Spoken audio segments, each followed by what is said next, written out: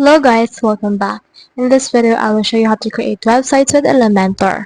In order to do that, you can see that we have in here a container, so you can head over and then click on that, and you should be able to add some elements or widgets for this case. So here are the widgets. You can add buttons, dividers, Google Maps, product tables, and the likes in here.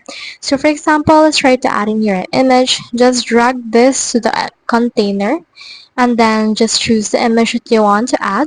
So for example, for this case, let's head over and add this bag and then select this. Now, as you can see, it's been added. Now, you can also change the resolution right here into be a thumbnail, a medium, or a short image. So you can do a lot of things with the containers and the actual widgets. Like for example, you can add headings, images, text editor, videos, buttons, and a lot more.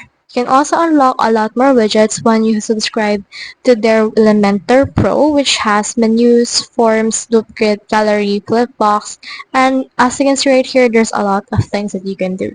So you can just continue to just add widgets and the likes on your Elementor in order to successfully add some few more things. So as you can see, I have added YouTube video, I have added in here a widget from Elf site, and you can also drag widgets right here in order to add those.